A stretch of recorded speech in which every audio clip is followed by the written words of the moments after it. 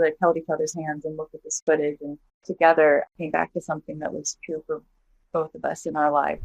I've seen it. I've experienced it personally. I think that we would have a whole new relationship with non-human animals that will blow many people's minds. I engage every day with non-human animals, and it's our privilege, like our family members. It's amazing what's possible when you switch your relationship to them from superior to fellow earthling. And I think that will bring humans so much more joy that many of us have forgotten.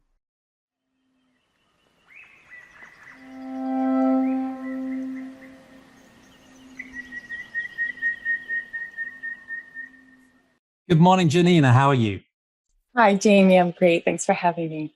Good. Well, it's great to have the chance to talk to you. We've spoken online and texted in our groups before, so it's great to have as close to an in-person conversation as we'll get. And it's great to have you join this series of Sentientist Conversations. And as you know already, really it's about the two deepest philosophical questions, the ones I think are the most important. What's real? How should we understand the world around us? And what matters morally? How should we set our scope of moral consideration, if you like? What should we care about and who should we care about? But in these conversations, I'm talking to people who both agree with and disagree with this philosophy that I'm trying to popularize called Sentientism, which says when it comes to thinking about what's real, we should take a naturalistic approach based on evidence and reason. And when it comes to setting our moral scope of consideration, the clue is in the name. We should use sentience, the capacity to have experiences of suffering and flourishing. And essentially any being that has the capacity to suffer, we should have compassion for and moral consideration for. But as I said, I'm talking to people who agree and disagree with it. So it'd be fascinating to understand your own philosophical journey and where you are now. But before we get on to those two questions, how would you best introduce yourself and your work? Oh, well, my name is Jonina Turzi. So I am one of the co-founders of Lancaster Farm Sanctuary. My partner, Sarah, and I founded a farmed animal sanctuary in Pennsylvania. So a few years ago, 4 years ago now. So as a founder of a farmed animal sanctuary, that's one of the main ways I have found and loved your podcast and this conversation that you've been having with so many. I'm also a physical therapist. I think in Britain, you call them physiotherapists.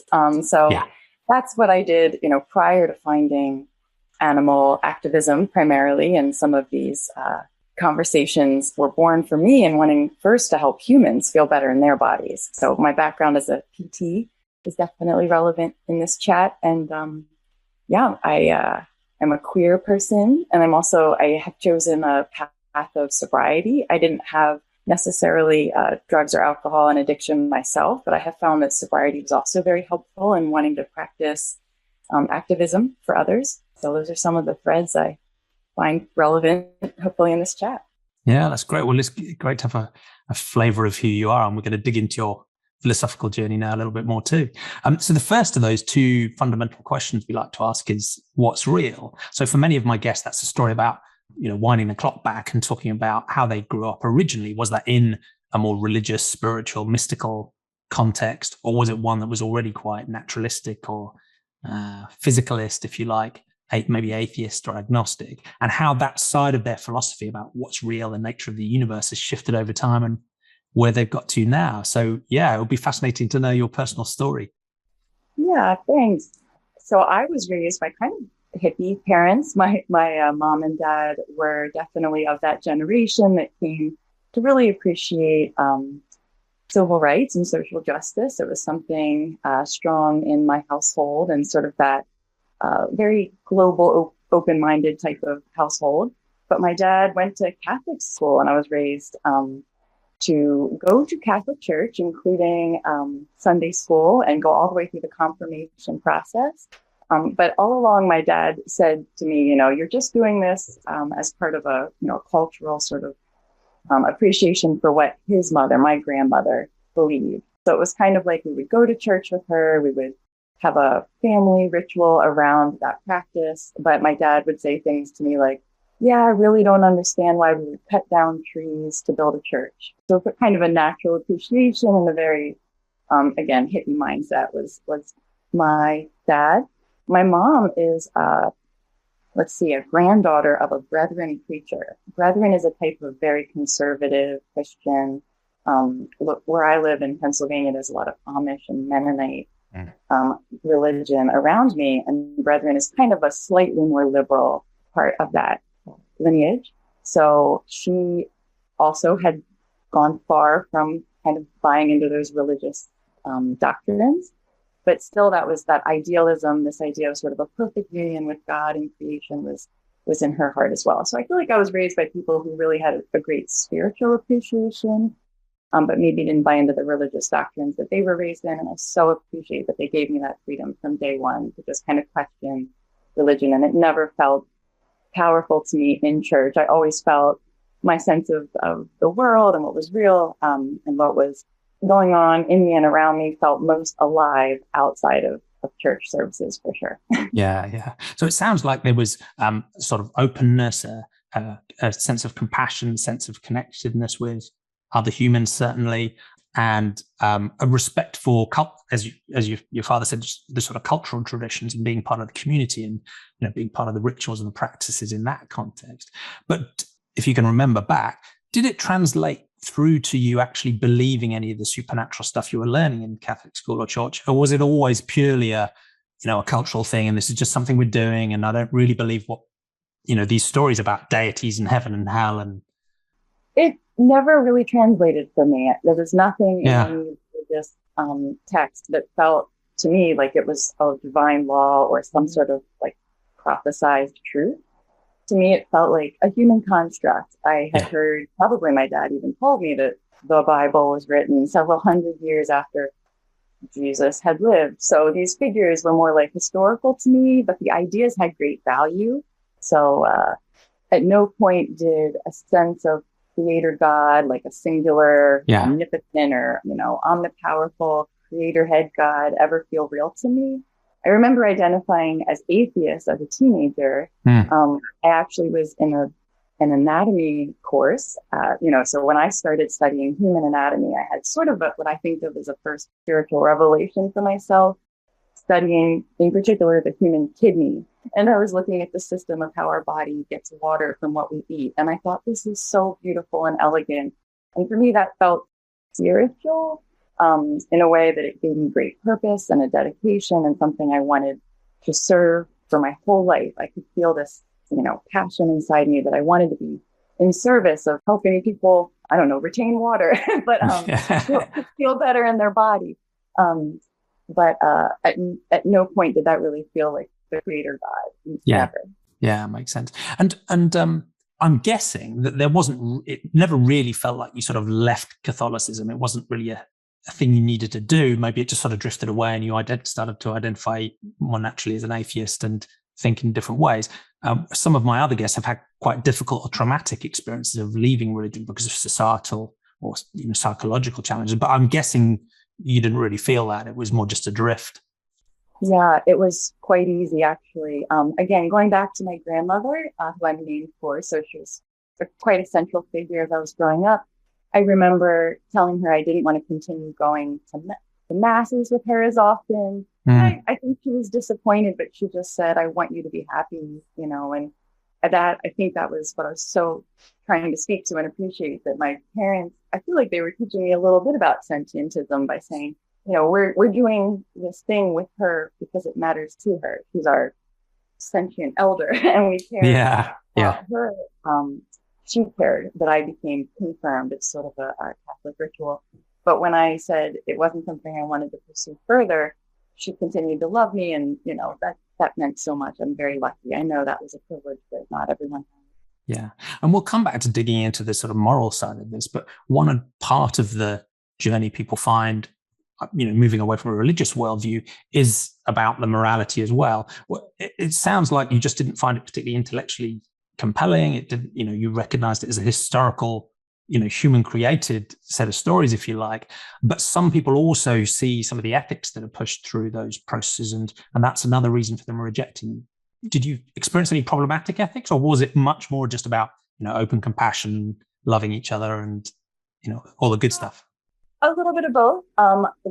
Another very formative experience for me, again, where I'm raised, there weren't even many Catholic families in my school. There were some, but it was a very homogenous, very, white, rural part of Pennsylvania. So we didn't really have a diverse, even array of practicing Christians. It was kind of like this type of Christianity was in my school, but even Catholicism was other. And we certainly didn't have any Jewish families or zero like Muslim families. And I had this very formative experience when I was a kid. It was in fifth grade, where a bunch of girls who knew each other it was actually from something called Youth for Christ. It's a very Christian after school program. I had this year where they were kind of bullying me. I was ostracized. I was a young queer kid. I was doing things that were different. I was definitely struggling to find myself in the world. I was struggling. Yeah. So to have a group of Christian girls kind of gang up on me and do some, a little bit of physical stuff and just a lot of emotional harm. I'm still talking that through in therapy. So for me, there was that problematic ethic. I saw being a Christian did not mean you were more loving or compassionate. I also I'm a feel and emotion type person. So sitting in Catholic services, I felt almost nothing, the standing, the kneeling. You sort of do this recitation where there's one point where you say, like, it is right to give thanks and praise. It's just so rote, and the rituals didn't light me up. And so as a person who is very, I think, emotional, extra sensitive in that way, I felt what I think people get from religious services, or some people do, I would feel more so just holding my grandmother's hand in that too, or taking a walk in the woods, etc. Yeah, makes sense. So I guess you've moved away from what was never really an intellectual engagement with Catholicism. You identified as an atheist as a teenager, but at the same time, you talked about feeling a sense of spirituality. And I know through your yoga practice and your work, you're very familiar with sort of Eastern philosophies and Eastern religions as well. So if you moved from that sort of cultural affinity with Catholicism and then to identifying with atheism, how would you describe where you are now? Are there still elements of, if you like, the supernatural or the mystical, or is the spirituality and the connectedness you feel still quite naturalistic? And how would you describe, how you feel about what's real in the nature of the universe now? Yeah, sorry, I forgot to mention I'm a recovering yoga teacher. I joke when I say that. I've recently taken a break from teaching because there's a lot there. Yeah. I really appreciate you pushing me to say it. I think I have no idea what's real in terms of, like, is it a natural or is it a mystical place that I hold? I feel like it's unknowable. Maybe that's the agnostic answer. It's unknowable. I'm quite comfortable. Maybe it's pragmatic. I'm quite comfortable. Someone, if we do a post about one of our residents here and we said, this sick goat, please send them your best. And someone says, oh, I'm praying for you. Joel, we have a little baby goat who's sick right now. And when people say, oh, I'm praying for you, Joel, I feel great. It makes my heart feel happy. I'm like, thank you so much. Yeah. It doesn't bother me. I'm quite comfortable with going into that framework if it helps the person feel loving and caring. Yeah, they're thinking of your baby goat. They're caring. They're expressing that to you. What's not to like? Harm, right? If it's not being used, to other to create an in-group or an out-group, I think that there's a place for a spiritual framework where you say it's unknowable. I'm okay with capitalizing that. From my yoga studies, I joke, I love the teachings of yoga. I've had trouble teaching yoga myself lately, but in the teachings of yoga, we have the capital letter S, so we have the lowercase self, is our ego, our small self, the way that we would other someone or be uncaring or not practice nonviolence. And in yoga, the understanding I had and the way I was taught yoga to guide us towards our capital S self, our higher, more self-realized, true self, being very caring, understanding that we are one with all that is, and that to the extent that we harm others, we are literally harming ourselves. When you reach that place in the yoga spiritual journey, they say that you are now the capital S self. And I'm like, okay, well, let's capitalize the unknowable, the capital U. I don't know. So I'm okay with capitalizing things. I'm fairly open to whatever language people have for moving towards oneness, moving towards interconnectedness in search of compassion for sentient beings.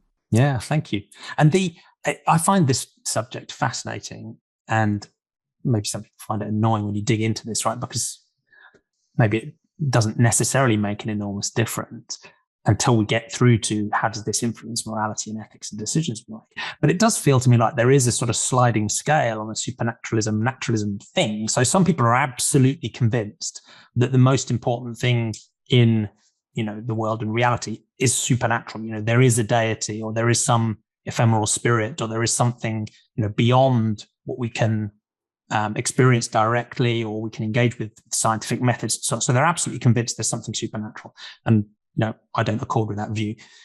Equally, there are people who are absolutely 100% convinced that there is no supernatural and that everything is natural and naturalistic, and everything in principle is explorable and detectable and understandable through scientific methods, broadly understood. But I think there's an enormous range of possibilities in between those two extremes. And I'm quite close to the latter. I'm not absolutely convinced there's no supernatural.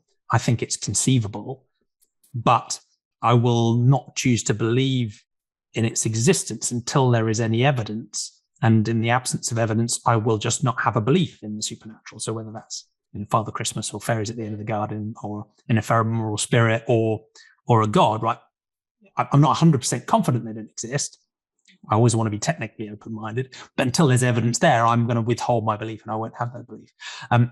So there's almost a difference between a methodological naturalism, which says I will base my beliefs on evidence and reason, but it's conceivable. There could be things for which we'll never find evidence that might still be true. I would never know how to explain them and describe them and know anything about them because there's no evidence, but they could still be out there. So I'm probably there. So I'm quite close to the hard naturalistic end, but I still think, even a naturalistic worldview needs to be open-minded.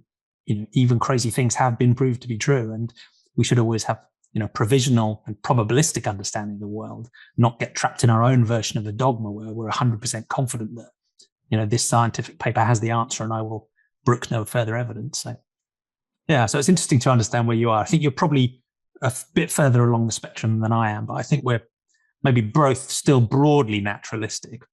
Yeah, I think open-minded naturalistic. Saying there will always be something unknowable, and if I think far enough back in time, I'm not sure what the going theory is for what preceded the Big Bang, or if you go far enough back in time, or far enough to a small particle or a big particle, I feel like there will always be that further field of what's unknowable.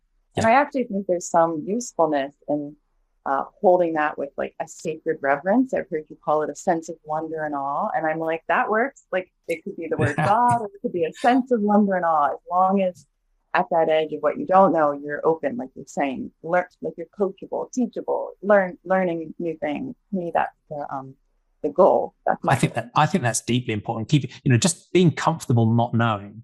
And for me, the best way of working out whether something's unknown or unknowable is to keep trying to find out. And there may be things that are completely unknowable, or we might surprise ourselves. And I flick sometimes between, on the one hand, being just overawed at how much we have been able to find out, and whether it's because, ultimately computation is universal and we've developed a level of intellect and capability that means we can do things that are way beyond what we evolved to do. That gives me, on the one hand, a sort of optimistic sense of what more we might be able to understand. But on the flip side, we've got to remember that we're just another type of ape that evolved to roam the savannah. And, that should give us some humility about what it might even be possible to understand. So I'm never quite sure which side of that debate's on. Please, let's have a both and on that one. I don't think that it is possible for us to organize and achieve what we're capable of without that kind of humility and understanding. So in my mind, that's a clear both and. Yeah, sounds good to me. So it'll be interesting to draw some connections now to the second big question of what matters morally, because some people think of these as sort of separate topics. There's the epistemology, if you like, there's the what is, and then there's the ethics and the morality and the what ought we do and what's good and bad. But I quite like the fact they're linked, and quite often, I think for most people, they are linked. So people who come from a supernatural or a religious worldview, that's often critically part of the package. Right? Here are the things you believe, but here's also a moral structure. Here's a list of rules in the Quran or the Bible. There's a deity that is a perfect instantiation of the good, and you have to echo that, replicate it, and also there's often a sort of sometimes pretty brutal justice system built into that as well. Whereas if you don't follow the right rules, you might burn in hell for eternity, which I still think is a pretty strange thing to tell to a child. Or you might get a perfect reward with an eternal life of bliss in heaven, right? So there's a superstructure that's there, and that varies radically across different supernatural philosophies, but it's important. And when you move away from those systems of thought, some people find that difficult because they feel like they're losing ethical moorings. And for other people, that supernatural stuff never really set the grounding of the morality anyway. So it's a pretty easy transition. So it would be interesting to understand, I guess, if someone said to you, okay, what is the basis of your morality? Why do you care about, or how do you decide what's good and bad? How would you answer that in the context of your philosophical journey? Yeah, I would answer oneness.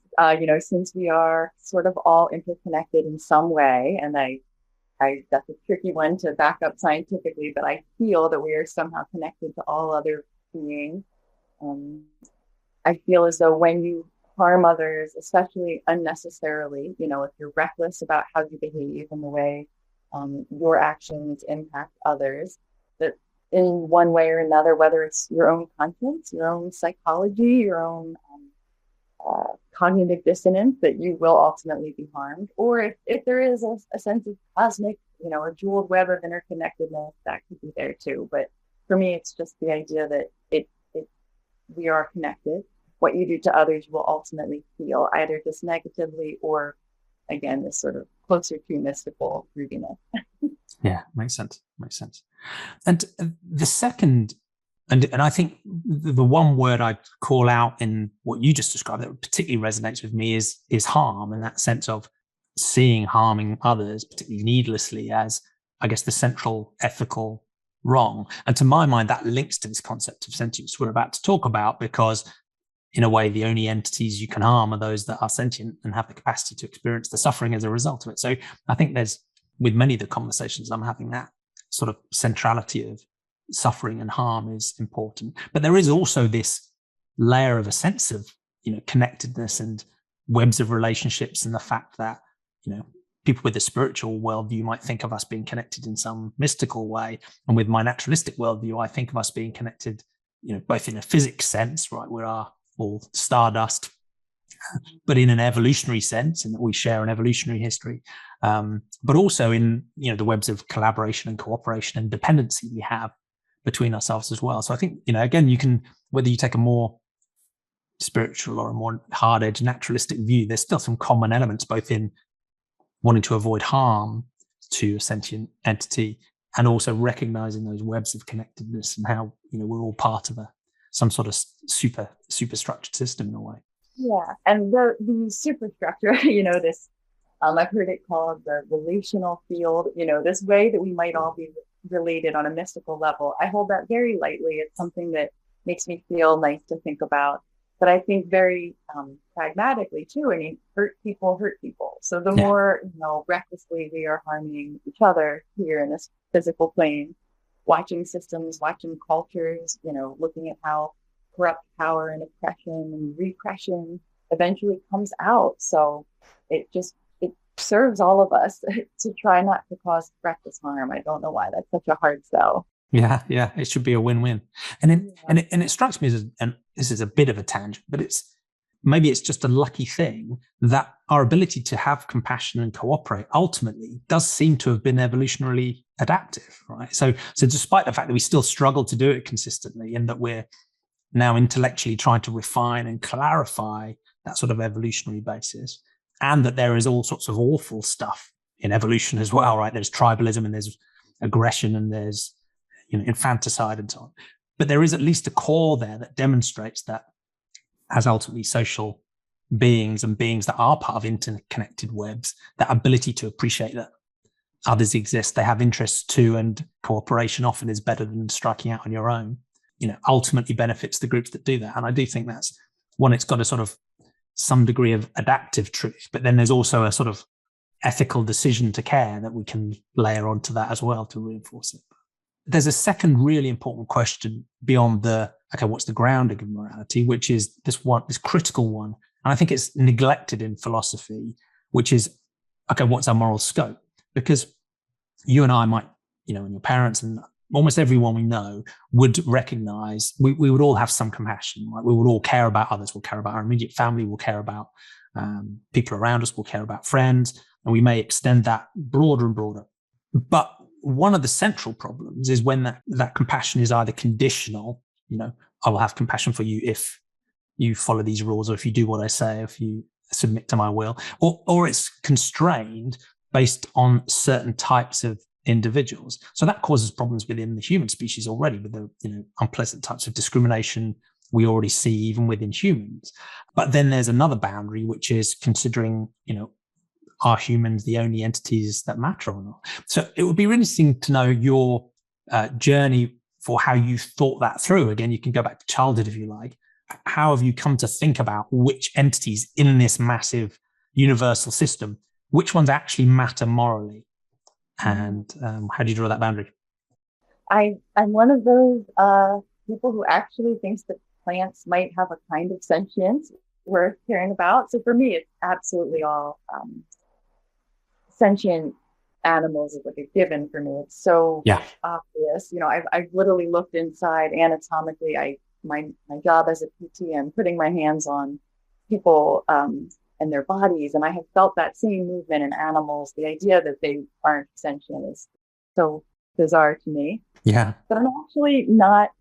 I'm fairly comfortable saying we shouldn't cause unnecessary harm to plants. I mean, I am very comfortable actually. So I don't know. I don't think that sentient. I've looked it up. I'm like, what am I saying here? So an ability to move towards flourishing or positive stimulus or away from something that might harm you. And I've seen how plants grow in relation to the sun, or maybe it's just that simple growth movement. But for me, that's enough to care. That's just me. So, and of course, then, as I've heard you say so wonderfully, it also to the sentient beings for whom that plant's existence is their intrinsic value to them as well. So all of that, I'm okay with saying that we shouldn't harm plants unnecessarily. I'm a fan of them. Yeah. I don't know about rocks and mountains. I really try to, as a thought experiment, I try to picture a barren, planet state that has no sentient, plants growing. I don't feel much moral concern there, but I'm open to holding that one as well. It doesn't feel quite as strong for me. Yeah, that makes sense. It's movement. Yeah, I think if an entity has the capacity to grow forward, and in the sense of the plant, it's very slowly. Movement for an animal is so obvious. They're running away from harm. It's like, that's it. Let's care about that. Yeah, let's try to help them. Yeah, that's really interesting. And one of the odd things about, I guess, the way I'm trying to frame sentientism is it doesn't actually tell us which entities are sentient. Yeah. So different sentientists do disagree about, where to draw the boundary. So there are some sentientists that are, confident that, for example, bivalves and oysters aren't sentient. I'm personally confident that sea sponges aren't sentient because they don't have a brain or a nervous system. Personally, I would exclude plants based on my understanding of the science, but other sentientists would be more open-minded about, whether plants might have some rudimentary level of experiencing as well. I don't see any evidence for that at the moment. Interestingly, there are also sentientists who will go even further than that. So I had a fascinating conversation with Luke Roloffs recently, who's a panpsychist. So he thinks that, again, in a very rudimentary sense, you could argue that almost everything, even elementary particles, themselves, have some degree of subjective experience. Again, it's not a view I hold. And it's interesting that he comes back to practically a scope of moral consideration that I think is very similar to yours and mine, which still prioritizes sentient animals because of the nature of the sentience and the nature of the suffering they're likely to experience. So in practical terms, it tends to converge. But it's interesting. So you're focused on sentience, but maybe you have a broader, estimation than I do personally of, where that might be.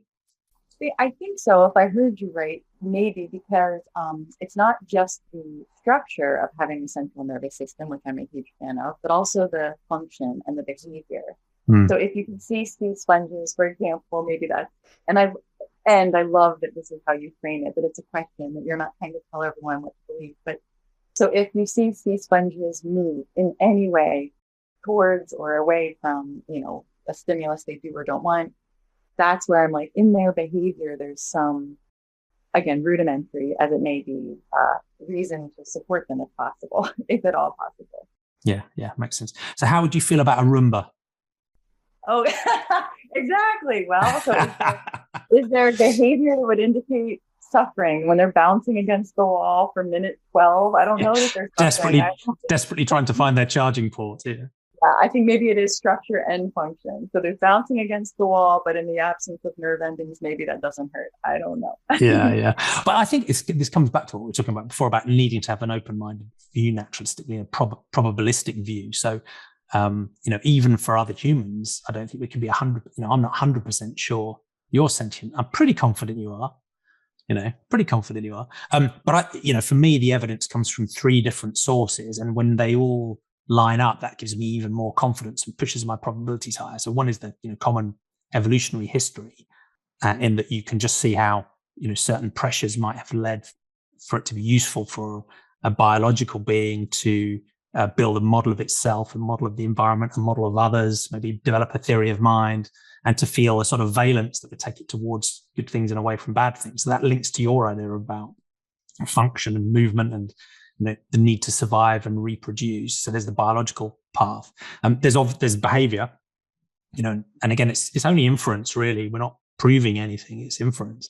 And there are, as we learn more about plants, there's more overlap between the slower plant behavior and animal behavior than you might have thought. So again, that might build some evidence there. But ultimately, for me, it does mostly come down to information processing architecture, because my personal philosophy of mind, and many other sentientists disagree, is that it's really just a class of information processing. So if you can examine the type of information processing that's going on in my mind when I experience consciousness, and we can find analogs for that elsewhere, again, that gives some confidence that there's sentience out there as well. But it's all about probabilities, really. We're not proving these things one way or the other. And I think what I do is let the word information mean different things in a way. Like, I was hearing about mushrooms and how their roots under the ground act as a kind of brain, the way that they have even been shown their roots can grow around the knees as though they have an intelligence, a capacity for sensation that is greater than just seeking the next nutrient. They can actually predict a wall and a boundary and go around an obstacle. So for me, I'm like, that's information processing in absence of neurons. I know how silly that can sound. No, I totally agree that it is, and I think even the motion of an electron around an atom, in a sense, is information processing. I mean, it's all information processing. I guess the distinction really is, someone like Luke Roelofs would say, in a way, all information processing is, in some sense, conscious. Yeah. And I would say consciousness and sentience is just a subset or a particular class of information processing that's evolved for a particular purpose. So that's the difference. But at the same time, on the one hand, my temptation when you talk about fungi or plants communicating will be to say, okay, they're just communicating, they're just sending messages, there's no subjective awareness. But at the same time, my subjective awareness is nothing but the firing of neurons and chains of chemical firing as well, right? Because my view is that there's no magic going on. It is just physical interaction. So, in a sense, maybe even my hard-edged naturalistic physicalist view comes back to having some affinity with other perspectives, because in a way it is just a type of information processing that's going on in my mind. It gives me this sense that I'm aware. So that's really humbling when you read the neurophysiological perspective on our mind versus our brain. It's kind of humbling. It's like, well, your idea of your subject, your identity, is based on a cluster of firing neurons, and it's very mysterious how we go from these structural firing patterns to an individual I that is speaking and thinks it exists. So it is very mysterious. And who am I to say the fungi aren't doing that? But yeah. So, and you touched on another interesting and important point, which is some people might think about needlessly causing harm to plants or trees or networks of fungi as ethically problematic because there's a possibility they might be sentient. And I would put that probability so low that really isn't an ethical concern for me. But it's still, I still have to leave a little probability there. But there's another important reason, which is because those things are part of our environment and an ecosystem we're in. We can get aesthetic pleasure from looking at them. There are ecosystem services for us and other sentient beings. So I think there are a bunch of different ways why whether you thought, these things in the environment were sentient or not, you would still care about them instrumentally. So I think there's still quite a lot of overlap there. But one danger I find sometimes in the more expansive ways of thinking about ethical scope, and this can come through some Eastern philosophies. It can come through people who have this sense of connectedness, and we are all one and we're all connected together. There's a risk there that while that feels quite generous and expansive, people will care genuinely about trees and rocks, rivers and plants in a way that goes beyond my sense of intrinsic worth, that by going so broad, there's a danger they sort of squash any distinctions and can get to the point where they lose the differentiation between, cutting into a carrot and cutting the throat of a pig. And I find that deeply frustrating. And I've had some conversations with people along those lines where they'll say, everything is one. We are all part of a system. Life begets life. Life consumes life. As humans, we are part of that system. We must play our part. Give me a bacon sandwich. And there's a danger in that super holistic, ecocentric, systemic view that to me just enables us selfish humans to carry on, oppressing in ways we always wanted. How do you avoid that trap? Because you clearly do in your philosophy. Oh, Jane, this is one of my very favorite things about your podcast. When you get to this part, I'm like, yes, I couldn't do more. So I have this term that it conjures for me the concept of spiritual bypassing. Have you heard that term before? No, I haven't. Oh, you should look that one up. It's what you described so well. Spiritual bypassing. Yeah, I love it already. Very common in the yoga world, where you're in such a rush to get to that integrated or capital S, this actualized divine true self state of understanding, that in a rush to get there, you are bypassing real-time communication and relationship and ahimsa, nonviolence, real care and ethics of caring for others. So if you're in such a rush to be the person who sees the sentience of plants, that on the way you're willing to slit a pig's throat unnecessarily, you've missed the point. Let's go back to basics. It's really so well said by you so many times. And that's so the spiritual bypassing framework, you'll hear about that in psychology as well. If spirituality is not just mystical, but also a purpose or a meaning to life, that someone could be in such a rush to do the same thing their father or grandfather did on their pig farm, that's in a way bypassing what humans need, which is to feel pride for the self and, at a certain level to really not have to dissociate from our ethics. It's natural for us to care about causing unnecessary harm. And I would argue that it is. We have a conscience. We develop that evolutionarily, thank goodness. We are bypassing it. We're dissociating from it. Another word psychologists have used, or dissociating, bypassing, avoiding with cognitive dissonance, this fundamental issue that when we cause unnecessary harm, like I said, one way or another, this will come back to us. So it is so prevalent where I live. The Lancaster, Pennsylvania, or the county that I'm in, we have this very spiritual group who is also their factory farm owners, the farmers who are killing animals. I kid you not, on the road near where I live, there is a building that houses sentient beings, and on the side of the building facing the road, there's a Bible verse written. And it's a factory, it's a confined farmed animal feeding operation, a factory farm with a Bible verse written on it. The dissonance is shocking. Wild, yeah. So this idea that you can wrap yourself up in this belief, and in so doing bypass the opportunity to practice, I think the foundation of a spiritual practice is caring for others, the golden rule. It's so frustrating, and I so appreciate your work you're doing to try to bring light to it. I'm not sure if you're familiar with another framework for it. I think his name is Ken Wilber. I'm not sure if you're familiar with his work. He's on the list of people I hope you'd interview. He said, there's a measurable pathway of moral development, or Erickson or some of the developmental psychologists, sort of a given. And watching a human being develop and having a mentally healthy, progress through their life, you first see them be very egocentric, like a toddler, like this is mine, this is yours. Egocentrism is a healthy stage of our development. Then we get ethnocentric. Oh, this is my family. Or then later, this is my romantic partner. We have this belonging to a group. And that's a healthy stage that you go through as you're developing your peer group, your friends. But I think what you've given words to and what's happening now is our anthrocentrism, this stage we're in as a species, where we see our species' needs are greater than the ecosystem around us, and an ability to like be very comfortable operating from anthropocentrism, instead of a real ethic of caring for the world around us. I think it's the scariest thing happening. It's so terrifying to me.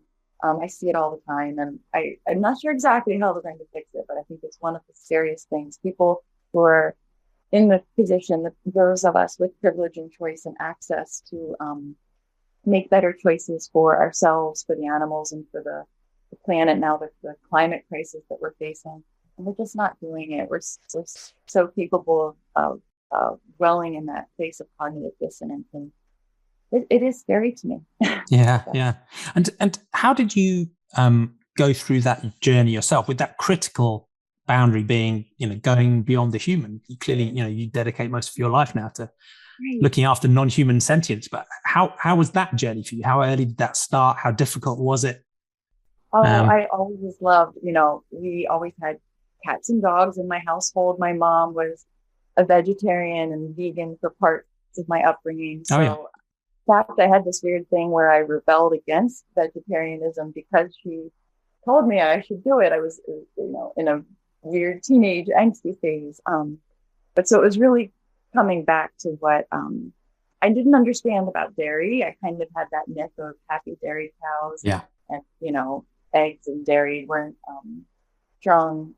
I wasn't aware of dairy cows. It was like there was a hole in my brain where my vegetarianism was allowing me to avoid looking at that next bit. And the marketing is relentless, right? It's presented as a sort of happy collaboration between species, and we both know it's so far from that. And really, that hole was filled in by looking at slaughterhouse footage. Like, I would have left the room previously, but it was with my partner, Sarah. Sarah's background was vegan in her upbringing, and then kind of lost the way, but came back to it. So together, I feel like we held each other's hands and looked at this footage, and together filled in those holes and came back to something that was true for both of us in our lives that we've just sort of forgotten and not committed to. Yeah, it's good to hear. Yeah, thank you. And I would just, as we wrap up this stage, so many of these problems are really about the weirdness of human psychology and social psychology, because in both, a Catholic upbringing, in the Eastern philosophies and religions that are centered around ahimsa, but even in a naturalistic worldview, there's so much of a drive for and potential for a universal compassion. But it seems that whatever the school of thought or whatever the philosophy is, there's just this drive from humans, or this inertia from humans, to keep dragging the moral scope back in and narrowing it, even within the human species, and certainly when we consider non-humans as well. So it's an ongoing frustration. But I guess I do have this sense that it's harder to do that if you genuinely take a naturalistic approach, because there isn't really any logical reason or any evidence that would undermine, granting moral consideration to all beings that are capable of suffering. Anything that, restricts that or constrains that, to my mind, is arbitrary and needs some other form of justification. But at the same time, it's very clear that many people who are, absolutely determined to claim that they have a fully naturalistic worldview will believe complete fabrications about non-human animals and animal farming in particular, right? So even the most, proud, strident, naturalistic, rational thinkers, public intellectuals, will believe that either non-human animals don't suffer or that animal farming doesn't cause suffering, or various other myths. So it's really interesting that, again, because of human psychology, even people who are dedicated to a naturalistic, rational way of thinking often still have some sort of blind spot. And it might be a religious one, but non-human animal ethics is another absolute classic that I find deeply frustrating. Because you made the point earlier on, you hinted at the fact that And not everybody has the time or the resources or the psychological energy or the emotional energy to do the hard moral work to work through these things. And we need to, appreciate that and understand that context. But for people who do have the time and the resources and the capacity and particularly when they're dedicated to a rational way of thinking and a moral way of thinking, I find the dissonance, I struggle to accept it. Absolutely. We're so deeply indoctrinated from such a young age. Yeah. Like I think when it so deeply wires us to hold separate animals, in particular animals farmed for food. And when we are encountering evidence that would challenge, it's so viscerally disturbing to think that we would have harmed them when, you see how a child interacts with an animal, they see a friend, and that's who we really are, I believe, or at least who we have the potential to sustain as who we are, as our clean slate child self. And then it's these layers of wounds and indoctrination, and it's so destabilizing to the healthy ego, not the one run amok, but the part of us that needs to know that we are okay, that we're not psychopaths, or that we're not sociopaths. It's so destabilizing to confront evidence that we could have been part of the harm farmed animals experience, the suffering, the unimaginable amount of suffering that we've caused. Not all of us are ready to deal with that, on Thursday at 10 a.m. It's a lot. You have to have safety, you have to have psychological safety. Some people, as you said, we're not all in the privileged position to even look at these issues because our lives are still full of so much interpersonal drama. It's hard to get to that next step. But for those of us that by some miracle can, and then to find creative ways, and that's your podcast is so inviting. There's so little judgment. It doesn't come down as harsh or in criticism of people. Even when you're saying, oh, this is something that challenges you, you say that, why aren't philosophers better at looking at these issues? And I feel like that for almost everybody, for yoga teachers. Why aren't spiritual aspirants looking at these issues? But your way is so warm and inviting because we all need to feel safe and we need to have our fight or flight, our nervous system needs to be calm when we look at these things. We need someone to hold our hands, really, or just energetically, or for that time and space. And that's what scares me though, Jane, is I don't feel like as we're now facing the climate crisis is worsening and the things we see on the news are so overwhelmingly scary. I'm afraid that scarcity, real scarcity to more and more humans is going to start being a factor. I had thought we were,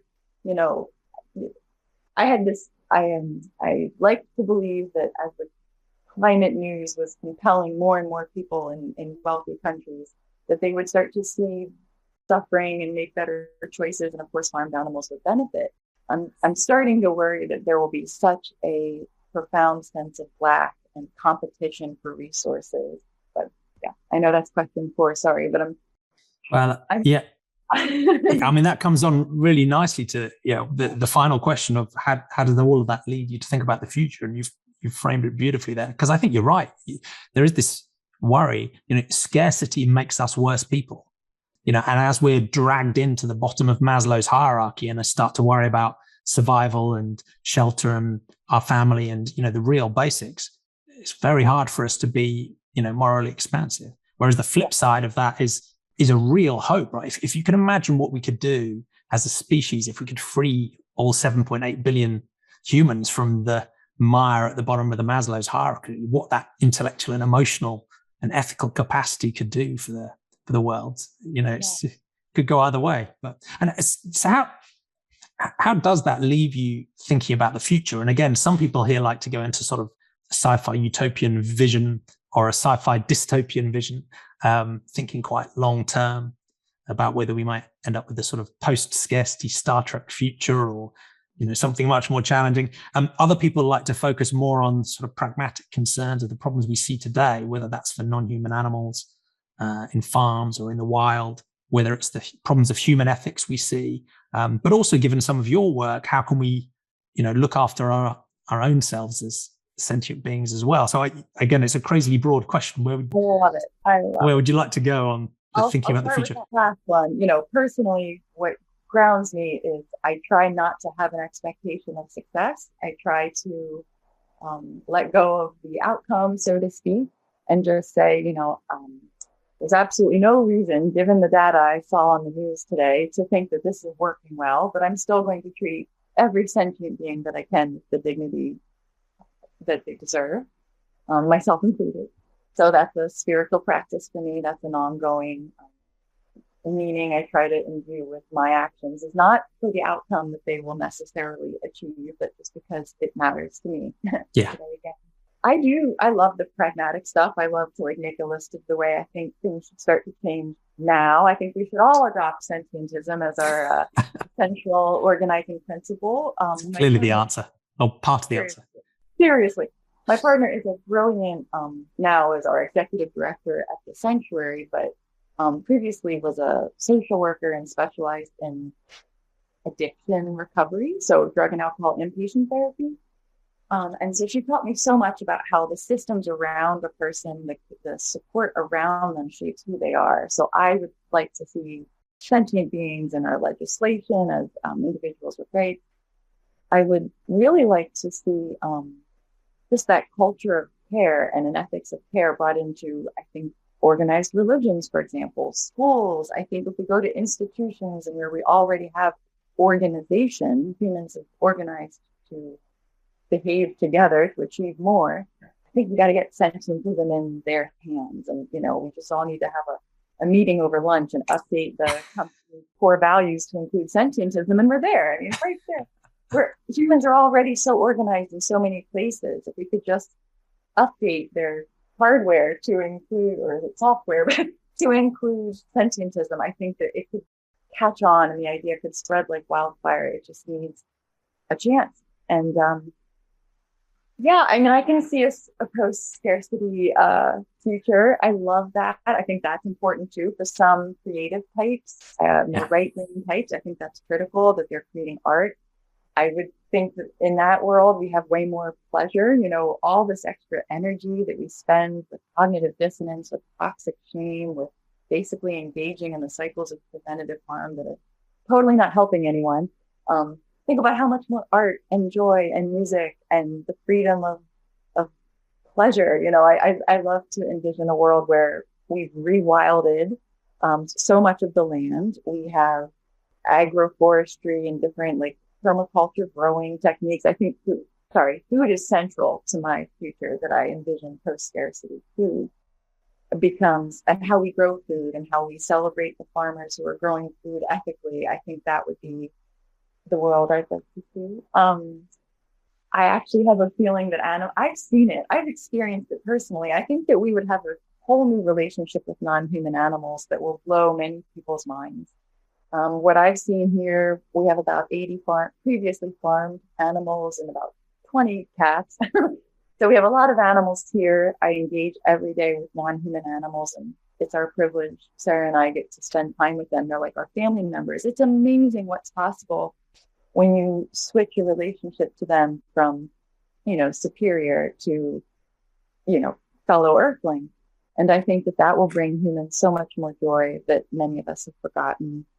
And so I have hope that way. I don't actually see it happening today. Yeah. But I do have hope when I listen to your podcast. So thank you. Thank you. Well, that's a wonderful vision. And I think everyone's familiar with the concept of, existential dread. And I think you read the news and that's probably what you'll feel, because the news tends to have a pretty negative bias. But you've laid out something that might fit with existential hope. And I think we need to put more effort into a more positive vision of thinking about, just how good things can be if we can make actually what are pretty simple, straightforward changes. We've just got to bust through the systems and the psychology and the social norms.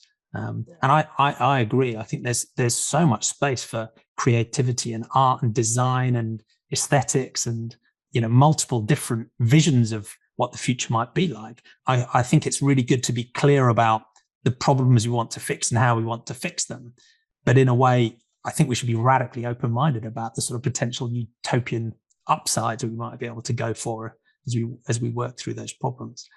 And you hinted at it already. In a way, we've got so many human problems to work on that remains a challenge. But at the same time, it does seem to me like we've made some progress, at least conceptually. We've gone from a very tribal approach to one where at least in concept, after the Second World War, every country signed up to the Universal Declaration of Human Rights. And we know that's not practically a reality by any means. But at least in concept, most humans would acknowledge theoretically that all humans matter. That's some sort of progress. Do you get the sense that we can just keep doing more of that and expand our scope to sentience? So, as I've amateurishly tried to do, update the Universal Declaration of Human Rights, update the Sustainable Development Goals, update the company policies, update the laws, and just say, look, let's go from humans to all sentience. Do you think we can do that, or do you think we need something different to make the leap beyond our own species? Both and. I absolutely think we need to do that. I think that's critical. I think there are different types of, different humans are oriented naturally in different ways. And I think that for the more left brain, or for the more organized, sequential, logical types of people out there, that legislative piece, or that rational approach to how we're going to go about affecting a more positive future for all of us is beyond critical, just absolutely necessary. Mm-hmm. But I also think that there is sort of a that you can't legislate morality, right? You can't legislate our way into what I think is almost like a spiritual transformation, or just, let's just say, a release of oxytocin when pondering sentient things. Yeah. Whether you call that spiritual or alchemical or chemical. So that profound conversion, it's what we see when people come to the sanctuary and they spend time with one of the rescued dairy cows. I mean, you can tell them all day that they should be nice to cows, or you can legislate cows as sentient beings, and there could still be an inner developmental delay, so to speak. I shouldn't use that. That sounds so hierarchical. Let's just say there could still be a missing link in their understanding of it's like a hole in their brain. And I see that with my physiotherapy clients. It's like they don't even know the part of their body that's been injured, that part of their brain is darkened. The neurology stops firing in that area. It looks like a shadow on MRI. So you would literally have like a gap, a darkened shadow area. It quite literally is a blind spot. It's just something. Yeah. Yes. So there's a blind spot where farmed animals should be, or where, other groups, that you've been deeply indoctrinated to see that type of group as other or less than, or just thing. They don't even exist. They're anyway. So we could do that work. We must do that work with the organization and the framework and the legislation. But I think that we need all the systems. We need to take the idea and let each and every group be good at what they're good at, or have their values that they have be respected, and then just be adding sentientism to it, if that makes sense. Be adding a conversion experience where they actually meet a sentient being that they previously didn't see as sentient, and recognize it. And I think that helps our sentience too. I think that's just going to make us all more sensitive in the good way.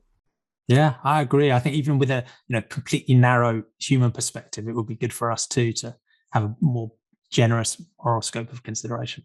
And even on the non-human moral consideration, I think there is some progress there.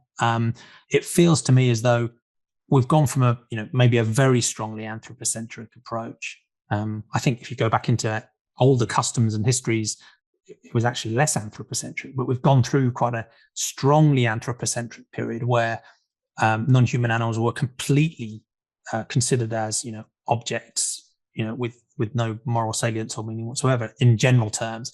And it feels like we are, in a way, we're sort of part winning the moral argument, because I think people now, still in a patronizing anthropocentric way, are sort of deigning to grant some consideration to non-human animals. So they'll say, I don't like factory farming, but normal, free range farming is okay. Or of course it's unpleasant to be cruel to pets. So there's some, but it's still quite patronizing and human centered in that sort of granting of some grudging consideration, as long as it doesn't inconvenience me too much. But the next step is, I think, what you're laying out, which is, just as we're trying to get humans to do for humans that don't look like them, or have a different sexuality, or have a different background, or a different belief system, and say, trying to get them to say, look, just take their perspective, understand what it might be like, however imperfectly, to be one of those people feeling the oppression, feeling the challenges they have. You just need to do that for non-humans too. And maybe that's a little bit tougher because we do have a species boundary to get over. But we have so much in common, evolutionarily, behaviorally, and our most important needs and interests as humans, the things we would say are the most important things: freedom from physical harm, want to keep living, family connections, sustenance, shelter. We share them all, right? So you might struggle to understand the aesthetic, appreciation of a dolphin, but you can absolutely understand what it feels like to, have your children taken away or be physically damaged in some way. So the most important things, I think it's actually really easy to empathize with. And just if we can make that psychological step, we can make some deeply revolutionary changes. And I think, you've helped to do what I think we need to do more of, because in a way, that moral argument is really already won. I struggle to find anyone who's got a convincing response or a pushback to that. The challenges all seem to be about human psychology and social norms, and it doesn't mean they're trivial to get rid of, right? But it almost feels like we've won the moral argument. We now need to win the social norm and the human psychology argument. And I think, as you've done, painting more of a positive picture about what that future might look like and planning out how we can actually get there, the time's come to, work more on that now. It's not, it's not, we still need to keep complaining about the problems and challenging the problems and being clear about what the problems are. But I think we need to put more effort as well into existential hope and just transition roadmaps, and to, let's lay the path out too. So. Absolutely. And I think that sentientism will look different depending on where it's practiced. Yeah. So to have that openness, to have that, to make it a question that you are living into the answer, as someone once said, not to presume that you have one right way and that this set of behaviors is exactly how we will achieve these great and lofty visions. I know that this is an area I wish to learn much more about, but I've read the work of Dr. Margaret Robinson, and it inspired me so greatly. She's a native professor of indigenous wisdom. And she said that, of course, indigenous cultures are not a monolith, but for the most part, you have in indigenous wisdom this notion that all sentient beings are related. All my relations is kind of one, maybe you could say, central tenet to many indigenous cultures. But again, maybe then among the humans in those cultures, there was tribalism. So I often ask myself, well, here I am, in America, we hear a lot about the perils of colonization and the need for, an evolution of revolution of providing land back to very oppressed people, and some very horrible things have happened here. And how can we coexist today with more justice? And I often think that sentientism is helpful there as well. We'll be using so much less land if we were practicing sentience for our non-human animal friends. And we could go back to some of those indigenous ways of knowing and being. Who knows why these horrible generations of suffering had to occur, but one of the things maybe is that there would be less tribalism among humans at that point. And maybe that was one, if we had to look for, I hate to call it a silver lining, but of whatever has brought us here, but we could collaborate and work together more through, I think, agroecology or, vegan permaculture. But in my mind, that's like sentientism in practice, centered around food and coexistence. Yeah, and just recognizing what we have in common. That's not just humanity, that's our, sentience, and whether we need to shift from humanity to sentientity, which is another clunky term. I think that shifting conception can help. And I think that will be powerful. Of course, I think it's an optimal approach to take a naturalistic approach and a sentiocentric approach. But I think the sort of sentientist philosophy and that focusing on sentience can help enhance any worldview, even the supernatural ones too. So just as, there are people within the Islamic faith and in Christianity and Catholicism who are actually talking to their own communities and saying, look, we need to drop this dominion idea and move more towards a concept of stewardship, or extending our compassion for non-humans as well. There are active movements within those religions trying to shift that way. There are groups within, Buddhism, for example, who are saying, look, we need to go back to ahimsa and take it seriously. Why have so many parts of the Buddhist world drifted away from that and actually become, if you like, maybe more Western and colonial by, accepting animal farming and fishing when they clearly go against ahimsa? And I think that also plays into some of the indigenous ways of thinking as well, because while they do have often a reverence for other sentient beings and the wild, of course, many indigenous practices and cultures directly and needlessly harm sentient beings as well. And I think, just as any culture and worldview can evolve and improve and cause less harm, I'd hope that ultimately, to the degree they're able, even different types of indigenous worldviews will start to adopt that sensitivity that recognizes that, ideally revering another sentient being doesn't involve harming or killing it. So I think you're right. We don't need everyone to become a sort of strict sentientist and have a totally naturalistic worldview. I think we can also have a broader influence about just pushing this idea of a sentiocentric breadth of compassion that people of any worldview can adopt. And then, I take that in a flash. Amen. Cool. Well, it's been a fascinating conversation. It's been great to have a proper conversation with you. We've worked out what's real, what matters, and how to head towards a utopian Star Trek future where we've fixed all the problems. So that's not bad for an hour and a half. So are there any other things you'd like to talk about before we come to wrap up?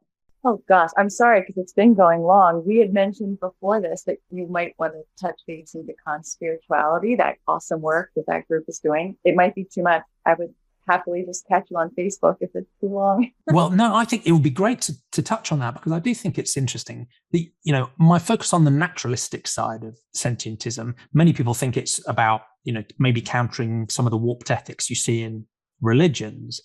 But it's not just that. It's also, one, it's an intellectual commitment to trying to understand reality accurately. And I think naturalism is the best way of doing that because almost by definition, anything else is somewhat arbitrary or fabricated. So it's partly just an intellectual thing about, I think naturalism is the best way of imperfectly understanding stuff. And that's a good thing to do.